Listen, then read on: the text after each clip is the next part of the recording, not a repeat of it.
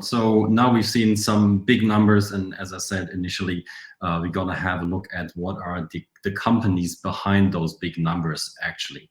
I brought you 5 slides for that before we gonna switch back to Ron and the trends and special topics section. All right, this is actually an interesting slide in case you have followed us closely, because typically on this slide you would see our SportsTech framework. When we did the research for the FitnessTech report, we quickly realized that the SportsTech framework, which has served us well over the last couple of years, is not the ideal one for the FitnessTech research. So we put in a little bit of extra work and came up with a FitnessTech framework. So this one works especially well, as we think, for the fitness tech industry. It's the first version, so there's always something to discuss there. If you have any suggestions on how to improve, just let us know. But first of all, I'm gonna walk you through the framework and then mention a few of the companies. So if you just look at the framework, ignore the companies in there. By the way, I just realized that the ClassPass logo looks a bit like 2 horseshoes. Not sure if you would agree, but different topic. So the framework. If you know the SportsTech one, you typically have 3 areas. You have solutions for the athlete, for the fan, and for the executive. Yeah, 3 different areas. What we've realized quickly is that in fitness tech, there are not too many fans. It's not a sport or an area where you watch somebody do the workout, in very few cases maybe. So what we did is we said, okay, actually we have to concentrate on the other 2, which is the solutions for the athlete and the solutions for the executives or for the businesses. And this is what you find here as well. Let's start with the latter. On the right side, the reddish color there, that are solutions for businesses. And by the way, they are software only. You see that this time we split the framework overall in solutions that are hardware-based and solutions that are software-based. And the business ones only sit in the software section. And the rest of the framework, so this green on the left side and the blue in the second column in the middle, all of these solutions, may they be hardware or software, they are made for the athlete. And once again, Bill Bowerman quoting there, everybody who has a body is an athlete, always saying that. So it's not just for the elite, it's for everyone who does sport. And within each of the 2 areas, so hardware for the athlete and software for the athlete, we did a split into solutions for training and before and after training. And within the for training section, we did another split, as you can see there. In hardware, we said, okay, there are activity tracking wearables, typically attached to the body, and training equipment, which is typically not movable. And in the software section, we have classes and tutorials, which is mostly something like booking classes, getting them live or on demand for your workout. And in tracking and analytics, it's again your typical tracker, no matter if it's a, let's say, rather dumb one or very sophisticated one, which might include some AI or other functionalities. That is the framework in a nutshell. I think it was good to discuss that or mention that up front before I dive into the content. Yeah, once again, long story short, new framework for fitness tech, a hardware section and a software section. All of it is for the athlete, and only the box on the right side, the for business one, is for, yeah, as it says, for businesses. On the one hand side, it's for coaches and trainers, and on the other hand, for facilities and companies. All right, so what are the actual insights here? So what we checked is how much funding went into the sectors, subsectors, and sub-subsectors since 2015. And then we looked at the companies who raised the most amount of funding within that period. But, and that's important, we displayed them with the funding. The numbers that you see, for example, for Peloton or for ClassPass, this is their all-time funding. It's not just the funding since 2015. All the other numbers are numbers since 2015. Now you're probably like super confused, but let's focus on the key insights there. First of all, if you look at the 2 boxes that say for training, both in hardware and in software, we realized that those two put together account for 80%, 80% of the total investment in fitness tech since 2015, which is a lot, obviously. The other interesting topic or area is the before-after training area. And if we look a bit deeper, who actually raised the most amount of funding there, both Whoop and Headspace are more in the area of mental well-being, sleep monitoring, which is an interesting aspect, and Ron is gonna tell you more about that later when it comes to the trend section. And last but not least, and then I'm done with that slide, is that the B2B market, the red one on the right side, is fairly small, as you can see. In the last year, since 2015, not even 120 million dollars went into that sector. So compared to the other ones, kind of small. But again, referring to the chapter that is still going to be presented by Ron, we believe there are some interesting developments in that market coming up. So we think it's a valuable upcoming niche segment of sports tech. So far, so good on this slide. Next one. It's not only interesting to look at the total numbers that you just saw on the other slide, but it's also important to put them on a timeline to see the developments over the period that we're looking at, since 2015. And what we have seen is, or once again, before I give you the numbers, the red and the blue bars combined, these are the software solutions, and the green bars, the one at the very bottom, these are the hardware, is the hardware contribution to the funding. And what we see is over the entire period since 2015, it's a head-to-head race with hardware contributing to 51% of the funding and software with 49%, so very evenly split. But if we look at the contribution over that period, we see that the green bar was growing basically almost until 2018, and then it's getting smaller. And I just wanted to give you the reasons for this. This was mainly driven, especially in 17 and 18, by the big funding rounds of Peloton that Ron already mentioned. And lately, it's switching a bit more to software. You see especially the blue bars, the dark blue bars growing. And this is to recent investments in the companies that you've seen before, like ClassPass, GymPass, CureFit, and the likes. So an interesting shift more from hardware to software. Let's see if this is going to continue in the next couple of years.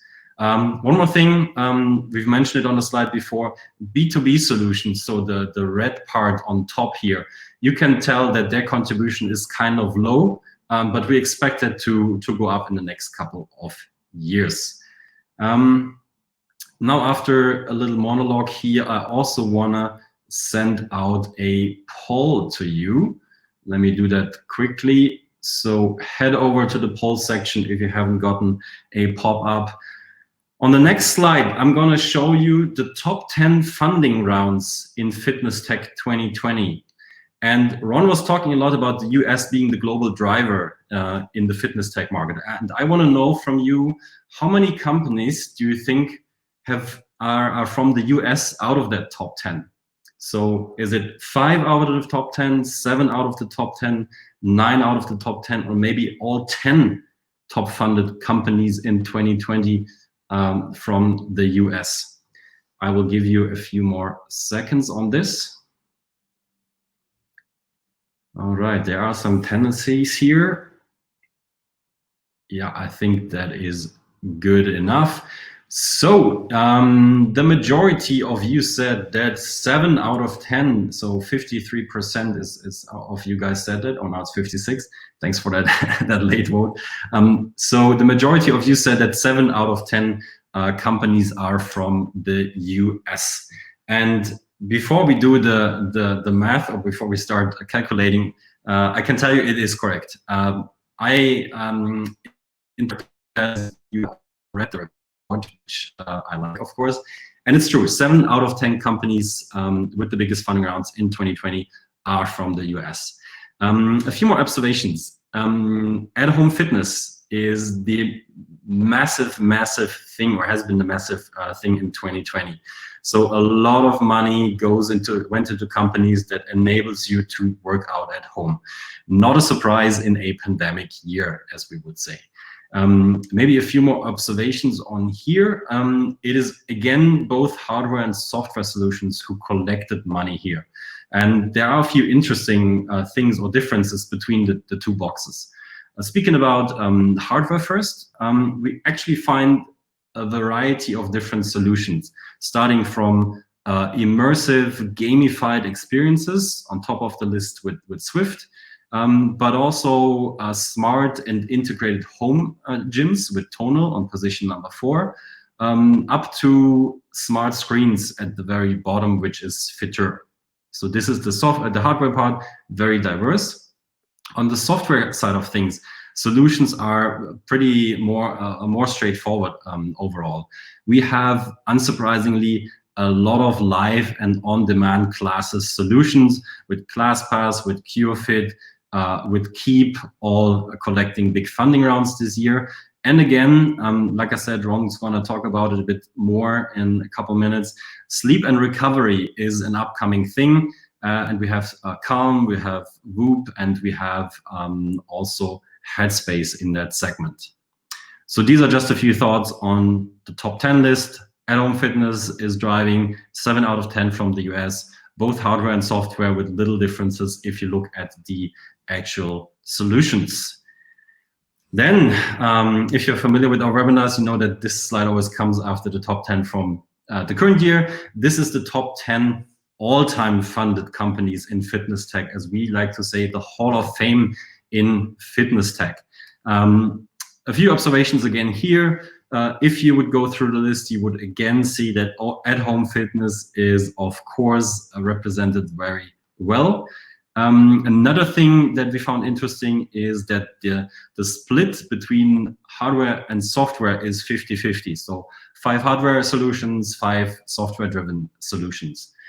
Another interesting thing is, and that's actually contrary to looking at the SportsTech overall top 10 all-time funding list. Out of these 10 companies, all of them but 2, which is GymPass and iFit, have raised big rounds in 2020. While in SportsTech we have, let's say, lots of, legacy investments, so big investment rounds from a couple of years ago. In the FitnessTech all-time funded list, 8 out of 10 have raised big rounds this year. And the other 2 that I just mentioned, GymPass and iFit, they have raised big rounds last year. So all of these companies have raised big rounds within the last 2 years, which we find pretty interesting. 2 more things to mention. One is looking at the companies that already went public. So out of the top 10, it's only Peloton who is public listed, who did an IPO last year, very successful, as you know. But we believe that the 3 companies behind Peloton, so Swift, ClassPass, and CureFit, after raising so much money this year, that they are natural candidates for an IPO, maybe already in 2021. And last observation is that, again, 7 out of 10 companies here are actually from the US. All right, one last slide, and it is about M&As. As you know, we not only look at investment rounds through the entire funnel, so we also look at M&A activities because they also give us interesting indicators about the market. To start with the disclosed deals first. So these are the top 5 deals that we have seen since 2015. And the first thing to notice is that 4 out of the 5 have happened in the last 2 years. So a very active market, and the big deals are happening now, which speaks for the momentum of the market. Another thing that is interesting there is that Google acquired Fitbit last year, which marked the entry of the tech giants into the fitness space. And if you followed the market this year, you have seen that Amazon entered the game with Halo. Apple announced Fitness Plus, which went live this week. So even the big tech giants are going into that market with own products or with acquisitions, as Google did. What else happened this year with the disclosed deals? We saw Lululemon, so apparel company acquiring Mirror, and we are super curious to see if maybe at some point your yoga pants are connected to your workout device or something like this. So, just about how to integrate it into their product offering. And speaking about apparel brands, another interesting move was made by Under Armour, actually contrary to what Lululemon did, because they sold MyFitnessPal this year to Francisco Partners after acquiring it only 5 years ago for a higher amount than what they actually sold it for this year. Officially, because it doesn't fit so well to their brand of high performance. Others say with all the tech giants and others moving in, this is a very competitive field that maybe Under Armour wants to avoid these days. Yeah, that's it about the disclosed deals. Just a short look at the undisclosed deals.